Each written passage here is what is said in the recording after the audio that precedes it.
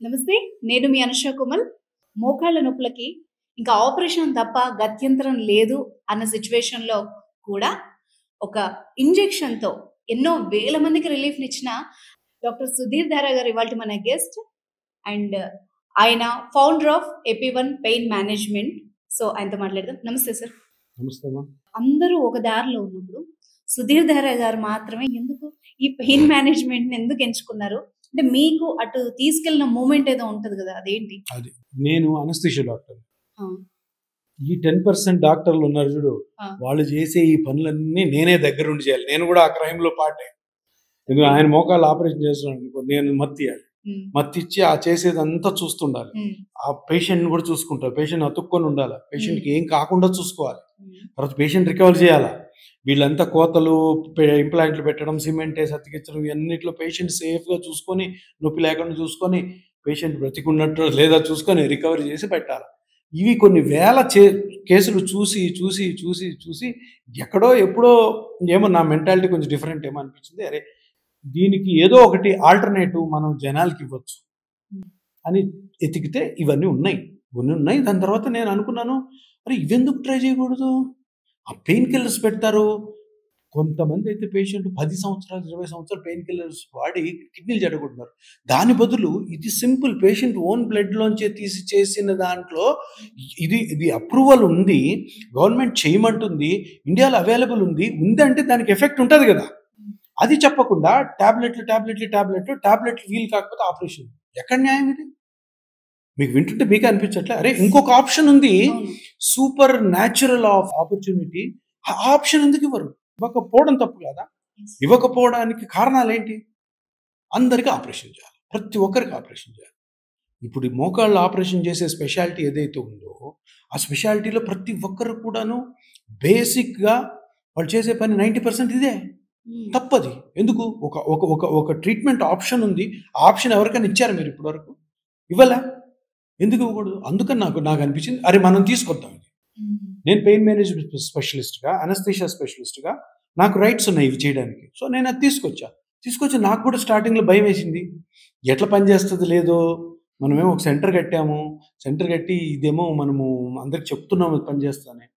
కానీ మీరు నమ్మరు 2 మంత్స్‌లో ఒక 10, 15 మందికి చేశాను. ఓకే. వాళ్ళ రిజల్ట్ చూసిన తర్వాత ఈ రోజు వరకు నేను వెనక్కి తిరిగి హ్మ్. వేల కేసులు చేశాను. ఇప్పుడు చెప్పండి, హ్మ్.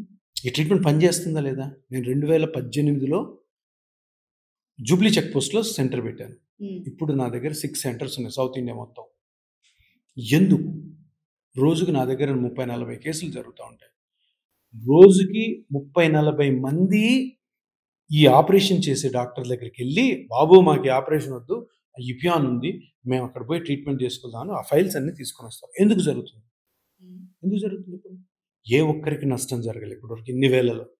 కొంతమందికి ఒక 10% సరిగ్గా నొప్పి తగ్గి ఉండకపోవచ్చు. 90%, 85-95% హ్మ్. బాగున్నారు. ఇంత ప్రాక్టీస్ ఉంది. ఈ పియాన్ అంటే అందరికి తెలుసు. డాక్టర్ సుధీర్ ధారా అంటే అందరికి తెలుసు. అంటే ఈ ట్రీట్మెంట్ బాగుందన్నట లేదన్నట? ఇది తెలుసుకోవాలి జనాలు. సో మీరన్న క్వెషన్‌కి మోకాలు నొప్పికి ఆపరేషన్ ఒక్కటే మార్గం అనుకోవడం తప్పు. శుద్ధ అబద్ధం అది. హ్మ్. ఎన్నో మార్గాలున్నాయి. ఇంకెందుకండి? బట్ హోమియోలో ఉన్నాయి. హ్మ్. హోమియోలో మంచి ట్రీట్మెంట్స్ ఉన్నాయి. ఓకే. ఆయుర్వేదిక్‌లో ఉన్నాయి. సిద్ధాలో ఉన్నాయి. ఇవన్నీ ఉన్నాయి. అవన్నీ కూడా ఆఫర్ ఇవ్వచ్చు. ఆఫ్‌కోర్స్ అలోపతి మేము ఆ ట్రీట్మెంట్ గురించి మాట్లాడుకోవద్దు. కానీ ఉన్నాయి కదా! చాలా మంది పేషెంట్స్ మనకే చెప్తారు. కొన్నిసార్లు మనమే తీసుకొని ఉంటాం. సో నేననేది ఏంటంటే ఆపరేషన్ చేసే డాక్టరు ఈ ఆప్షన్స్ ఇవ్వకుండా ఆపరేషన్ చేయడం అన్నది తప్పంటారు. హ్మ్. ఇవి చేసుకోమ్మా, చేసుకో. ఒకవేళ కొన్నిసార్లు నీకు అది సరిగ్గా నీకు పని చేయలేదనుకో, అప్పుడు నేను చేస్తాను ఆపరేషన్. హ్మ్. ఆపరేషన్ వల్ల ఏంటి? ఆపరేషన్స్ కాంప్లికేషన్స్ ఉండవా? ఆపరేషన్‌లో అందరికి సూపర్ మంచి మ్యాజిక్ అది. ఏం లేదు. కాలు కోస్తారు, మెటల్స్ పెడతారు, సిమెంట్ ఏసి అతికిస్తారు. ఆ సిమెంట్ ఏసి అతికిచ్చిన దాంతో రియాక్షన్స్ రావచ్చు. ఆ హ్మ్. మెటల్స్ ఊగొచ్చు. సరిగ్గా సెట్ కాకపోవచ్చు. మీరు హానెస్ట్‌గా ఏదైనా ట్రై చేయొచ్చు అని చెప్తున్నారు గదా! కానీ పెద్ద డాక్టర్స్ కొంతమంది ఏం చెప్తున్నారంటే, మీరు డబ్బులు లక్షల్లో ఖర్చు పెట్టుకోకండి. ఆ ఇంజెక్షన్స్ వల్ల మీ మోకాళ్ళ నొప్పులకు ఉపయోగమే లేదు అని చెప్తున్నారు. కొందరు కాదు, ఒకే ఒక డాక్టర్. హ్మ్. అందరికి తెలుసు అతను. ఆయన ప్రాబ్లమ్ ఏంటంటే ఆయనకి ఒక 70% ప్రాక్టీస్ తగ్గిపోయింది. హ్మ్. అది చాలా కారణాలు ఉండొచ్చు. ఎన్నో సంవత్సరాల నుంచి ఆయన ప్రాక్టీస్ చేస్తున్నాడు. ఏజ్ అయిపోయి ఉండొచ్చు. తర్వాత ఆయన చేసేది కరెక్ట్ కాదని చాలామంది భావించి ఉండొచ్చు. మేబీ ఇపియాన్ ఈ ట్రీట్మెంట్ స్టార్ట్ చేసిన తర్వాత ఆయన దగ్గర నుంచి పేషెంట్ నా దగ్గరకు వస్తుండొచ్చు. కలకాలం మనము లైమ్‌లైట్‌లో ఉండలేం గదా! కానీ ఆ క్యాండిడేట్ చేసిన పని ఏంటంటే, ఒక 2010, 2007, 8 వరకు కూడాను ఈ ఆపరేషన్‌లు మోకాళ్ళ మీద జరిగేవి కరెక్ట్‌గానే జరిగేవి. హ్మ్. ఎవరికి చెయ్యాలి అన్నీ ట్రై చేసిన తర్వాత చేశారు. ఈయన స్టార్ట్ చేసినప్పుడు ఏం చేశాడంటే, మోకాలు నొప్పి నెక్స్ట్ ఆపరేషన్ థియేటర్. హ్మ్. మోకాలు నొప్పి అని ఎవరైనా వస్తే ఆపరేషన్ థియేటర్. ఇంకా మోకాలులో ఎందుకు నొప్పొచ్చింది? దాంట్లో ఏం స్ట్రక్చర్స్ ఉంటాయి? అవి ఏమి చెడిపోయాయి? వాటిని ఆపరేషన్ లేకుండా ఏమన్నా చెయ్యొచ్చా అన్న ఆలోచన ఆయనకు ఉన్నా కూడా చేయలే. అలా ఫేమస్ అయ్యాడు ఆయన. హ్మ్. మొత్తం నంబర్ ఆఫ్ రోజుకి 20 చేశాను నేను. 25 చేశాను. ఆయన చేతిలో చనిపోయినోళ్ళు కూడా ఉన్నారు. ఒక ఇంటర్వ్యూలో ఆయనే చెప్పాడు. నేను ఒక పేషెంట్ చేస్తే చనిపోయాడు. అంటే చనిపోయాడు. చనిపోవడం అన్నది ఆపరేషన్‌లో అన్నది నువ్వు అంత ఈజీగా మాట్లాడుతున్నావేంటి? ఏంటి తమాషానా? ఇదేంటి చనిపోవడం అంటే ఏంటి? ఆ! ఏదైనా గోడ కూలిపోయినట్టా? నా బండి చెడిపోయినట్టా అని కాదు కదా! మనిషి ప్రాణం. హ్మ్. అంటే అది ఆపరేషన్ వల్ల జరిగింది కదా! ఎందుకు చేయాలి ఆపరేషన్? హ్మ్. ఆపరేషన్ చేయకుంటుంటే ఆ మనిషి బతికుండేవాడా? ఆ ఫ్యామిలీ అంతా ఈరోజు బాగుండేదా? ఎందుకు చేసావు? అంటే నువ్వు చేసిన ఆపరేషన్‌లో తప్పు ఉంది. ప్లస్ ఆల్సో అందరికీ ఆపరేషన్‌ని రుద్దుతున్నావు చూడు అది తప్పు.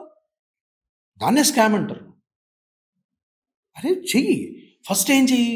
బుక్స్ అన్నిట్లో రాసుంటది. మోకాళ్ళ ఆపరేషన్ ఎప్పుడు చేయాలి? అన్నీ ట్రై చెయ్యి. హ్మ్. అన్నీ ట్రై చేసి అది అన్నీ ఫెయిల్ అయినప్పుడు అప్పుడు ఆప్షన్ ఇవ్వు. నువ్వేం చేస్తున్నావు? ఎవడొచ్చినా మోకాళ్ళ ఆపరేషన్. ఒక ఎమ్మెల్యే గారి భార్య నా దగ్గర పరిగెత్తుకొని వచ్చింది. హ్మ్. ఆయన కూడా వచ్చాడు. వచ్చి ఆమెకి 50 ఇయర్స్. ఓకే. వాళ్ళ ఇంట్లో వారంలో పెళ్లి. ఆయనొచ్చి డాక్టర్ గారు మీ గురించి విన్నాము. ఈ డాక్టర్ దగ్గరికెళ్తే ఆహ్, ఈ రేపు కూడా కాదు ఈరోజే ఎక్కేసేయి ఆపరేషన్ థియేటర్ నేను ఆపరేషన్ చేస్తాను. 50 ఇయర్స్ హుహు. పరిగెత్తుకొని నా గురించి తెలుసుకొని వచ్చారు.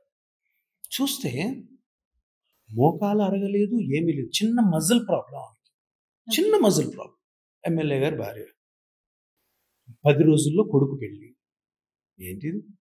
నేను చూసి ఓ చిన్న ఇంజెక్షన్ చేశానక్కడ. జాయింట్ ఫస్ట్ క్లాస్‌కుంది. జాయింట్ కోసేసి నీ రీప్లేస్‌మెంట్ సర్జరీ చేస్తానంట. ఎంత అన్యాయం! ఇటువంటి కొల్లలు ఎగ్జాంపుల్స్. నేనెందుకు ఇంత ఉక్రోషంగా మాట్లాడుతున్నానంటే అన్యాయం అండి ఇది. భయంకరమైన అన్యాయం. చెయ్యి ఆపరేషన్. ఏ కేసెస్ చేయాలా? ఏదైతే ఇండికేటెడో దానికి చెయ్యి. నువ్వు అన్నీ ట్రై చెయ్యి. అన్నీ ట్రై చేసిన తర్వాత చెయ్యి. నీ నంబర్స్ పెంచుకోవడానికి, నీ హాస్పిటల్ ఇన్‌కమ్ పెంచుకోవడం కోసం నువ్వు మోకాలు నొప్పి అని వస్తే కోసేయడమేనా? ఇది అందరికీ తెలుసు. నేను ఒక్కడిని మాట్లాడుతున్నా ధైర్యంగా. అందరికి ప్రతి మోకాలు మీద ఆపరేషన్ చేసే డాక్టర్‌కి తెలుసు. ఆయన ఎంత మోసం చేస్తున్నాడో. తెలుసు అందరికి. ఏమనరు. ఎందుకు? ఆయన ఇన్‌ఫ్లుయెన్షియల్ క్యాండిడేటు. పొలిటికల్లీ చాలా పవర్‌ఫుల్. సినిమా ఇండస్ట్రీ అంతా ఆయన వెనకాల ఉంది. పెద్ద పెద్దోళ్ళు ఆయన వెనకాల ఉన్నారు. మేమంతా మామూలు డాక్టర్‌లు. కాకపోతే నేను చేసేది న్యాయం కాబట్టి నేను ఎప్పుడన్నా మాట్లాడతాను అతని గురించి. హ్మ్. తప్పది. ఒక మంచి ట్రీట్మెంట్ జరుగుతుంది. అప్రిషియేట్ చేద్దాం. మేము ఎన్ని కేసెస్ ఒకవేళ అది పీఆర్‌పీకి ఫిట్ కాకపోతే మేమే సర్జరీకి పంపిస్తాం. నా ఫ్రెండ్ ఉంటే నా ఫ్రెండ్‌కి పంపించేస్తాను. ఇది సరిపోదమ్మా మీరు వెంటనే ఆపరేషన్‌కి పోండి. లేదా మీ ఇష్టం వచ్చిన దానికి పోండి. ఆయన ఏమంటాడు? అసలు ఇదే పని చేయదు. ఇది స్కామ్ అంటాడు. అతను చేసేది స్కామ్.